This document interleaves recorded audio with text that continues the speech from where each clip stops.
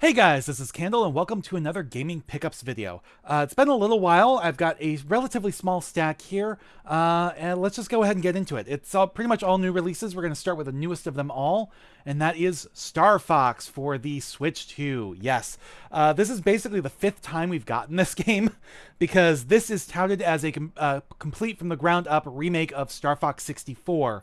Which itself was a remake of Star Fox on the Super Nintendo. But we've also gotten Star Fox 64 remade twice over already. There was a more one-to-one remake for the 3DS called Star Fox 64 3D, and then a complete reimagining for the Wii U called Star Fox Zero. But you know, it's still a fun game, no matter how which way you cut it. So I'm definitely glad to add this to my collection. Glad to play it again. I'm really enjoying the new cutscenes, the new expanded story and stuff like that. So I'm not all the way through it yet. I'm only like part way through, but still really glad to have this. Keeping the Switch 2 train rolling, I did also pick up Final Fantasy VII Rebirth. It sucks. It's a game keycard. The game itself is great. Although I haven't played the Switch 2 version yet, this is still sealed. Probably won't ever play the Switch 2 version, but I did play it on PS5 when that came out. Really enjoyed it. It's a long game. It took me over 100 hours to beat it. I did most everything, but not quite everything. Still glad to add this to my collection, though. Massive Final Fantasy fan. Really looking forward to Revelation in the spring, and I might end up replaying Rebirth here in the fall or winter when... yeah, I might replay it in the winter in order to try to get the Platinum Trophy. Because I'm probably not going to be playing GTA 6 this fall, I can tell you that much, considering the physical version, quote-unquote physical version of that game, at this point at least, is just a code in a box. There's rumors they'll put out a disc version after launch, but I wouldn't necessarily hold my breath on that. So we'll see what happens with that. But yeah, definitely glad to add this to my collection, even though it kind of sucks because it's a game keycard.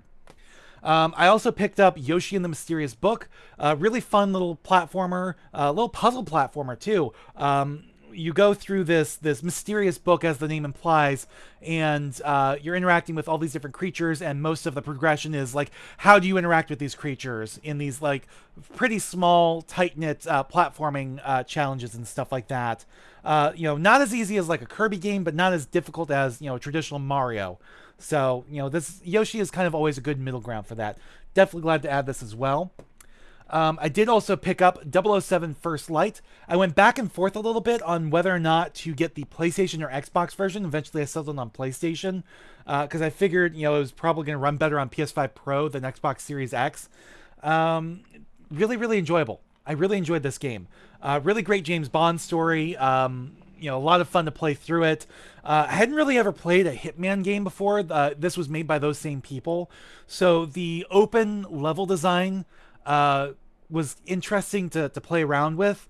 And I kind of took me a while to wrap my head around the way the combat works in this game. Because there is gunplay. Excuse me. There is gunplay, but it's not necessarily the best. Because this isn't geared around being, you know, a third-person shooter. This is, you know, okay, you've got guns, you can also fist fight, but really you're supposed to try to stealth and bluff your way through stuff. And you know, the guns and you know, all the combat is more for getting yourself out of sticky situations that you can't talk yourself out of, or more for the action set pieces that are, you know, new to these developers because, you know, this is James Bond. Of course there's going to be action set pieces, whereas with Hitman it's more about, you know, just exploring your environment and taking advantage of it to take out your target and stuff like that. Moving on, I did pick up some Xbox games, including a physical copy of Forza Horizon 6, because I have not yet re-upped my Game Pass subscription. Once I did canceled it when they jumped the price from like $20 a month for Ultimate up to $30 a month, and I have not resubscribed since they dropped the price again back down to $23 a month. Mostly because I just don't use Game Pass that often, and being a collector, I would much rather get physical versions of the game, even if, unfortunately, sometimes they are like game key cards, or, you know, the disc equivalent, where there's really not much game content on the disc, and you have to still download portions or even most, if not all, of the game. Like this does say, requires content download. You do have to connect to the internet to download the game. I don't know if you have to stay connected to the internet. It does try to push you towards getting a Game Pass subscription for like all the multiplayer content and stuff like that, because it shows up in the game. It's just like all grayed out. But still, a lot of fun to play this game and exploring Japan and stuff like that. I don't know what people were talking about when this came out, and they're like, "Oh, game of the year, game of the year." I'm like, no, this is not game of the year material. Maybe racing game of the year material is probably the best racing game of the year, but this is like, it does nothing really new, even for Forza Horizon. It's in Japan. That's really it. You've got 2 campaigns now, because you have the standard Horizon Festival races and events and stuff like that. And then there's like exploration-based events that they introduced, a couple of times before, but they weren't really tracked in a separate progress meter like they are now. You've got the wristbands for the Horizon Festival, and you've got passport stamps for the exploration stuff. So it gets really grindy at the end when you're trying to get everything, and then there's like no credits. The game does include like credits for the people that worked on it and stuff like that, accessible from like the menus and so on. But once you beat the story, there's like no credits. It's just, okay, you've unlocked a couple more events. That's it. Have at it. Try to do everything the best you can to get everything up and finish. And that's it. Because this is designed as a live service game. It's supposed to be a forever game. And I'm like, no, I don't need this as a forever game. Like, I'm not going to play a racing game as a forever game. So still a lot of fun. Really, really enjoyed it. Definitely glad to add it to my collection. I might end up re-upping Game Pass when Gears of War E-Day comes out in October. It depends. I have to see whether or not that game's getting a physical release. Halo is here in July. I've already got that pre-ordered. I know Fable is in the fall, and both of those are coming to PlayStation as well. But Gears of War E-Day is not coming to PlayStation, so I don't know whether or not it's even getting a physical release at all, because it is going into Game Pass day one. But still glad to add that to my collection. It's always good to have more Xbox games, because Xbox is unfortunately a dying platform. So if I can support the platform as much as I can, preferably through physical means, then I will, because we do want to keep that competition alive of, Xbox, PlayStation, Nintendo, and so on. And speaking of which, I did pick up one more Xbox game, and that is, of course, the new Dark Pictures game, Directive 8020, which I don't like the fact that it doesn't call it out as a Dark Pictures game, like, anywhere on the box, really, except, like, maybe in the fine print on the back. I'm not seeing it. But this is part of the Dark Pictures anthology. It's supposed to be the first game of Season 2. I don't know whether or not we're getting a full season this time, though. That might be why they decided to drop the Dark Pictures game title from the box itself. And even in the game, it just calls it a Dark Pictures game. Not, part of the Dark Pictures anthology. There's, like, no logo. Oh, Death doesn't even really make an appearance. The curator's not there except as an Easter egg, and you see him, in the background during scenes where characters can die. But he's not like, there's no introduction scenes with him, which I think is really a misbeat. That's one of the things I really liked about Dark Pictures.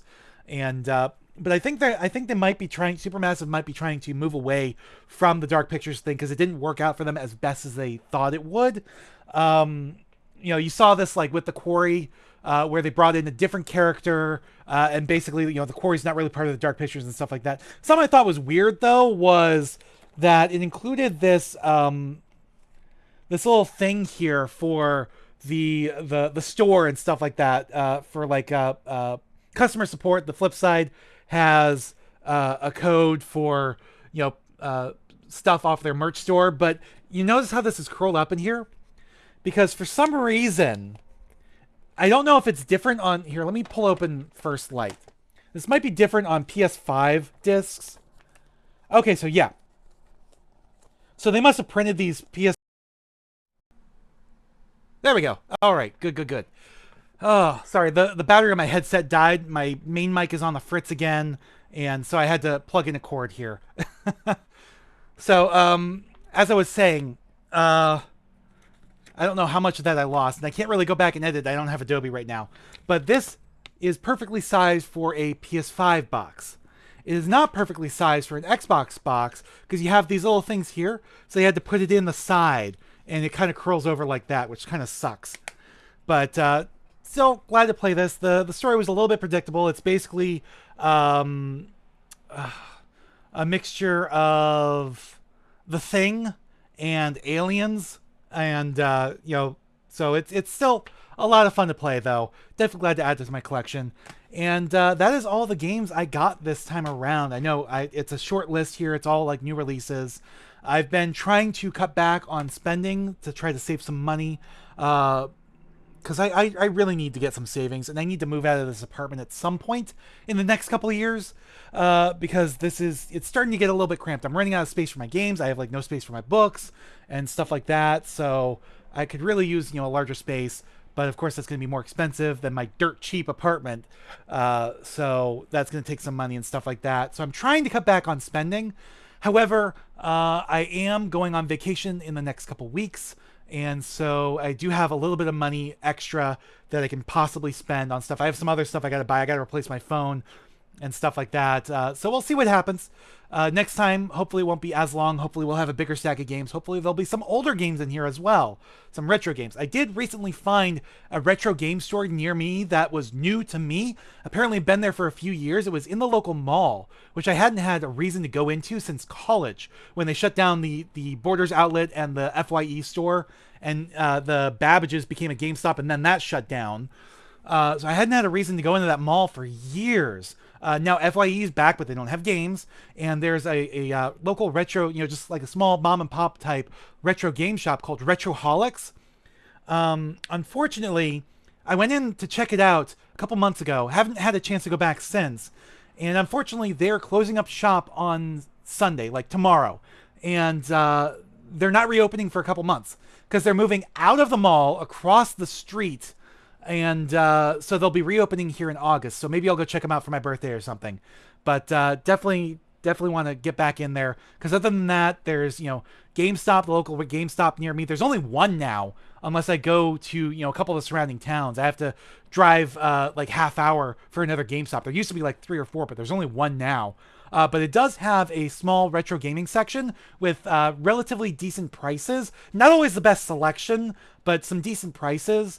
And then there's a couple stores in a regional chain called The Exchange that I'm kind of situated like right in the middle of them. They're literally only a couple minutes away each. And that's where I get most of my retro games that I don't just get off of eBay or whatever. But speaking of eBay, since I'm on vacation, I might be able to swing some more big box PC games. So anyways, that is it for now. I will see you guys next time. Thanks for watching. Please remember to comment, rate, and subscribe.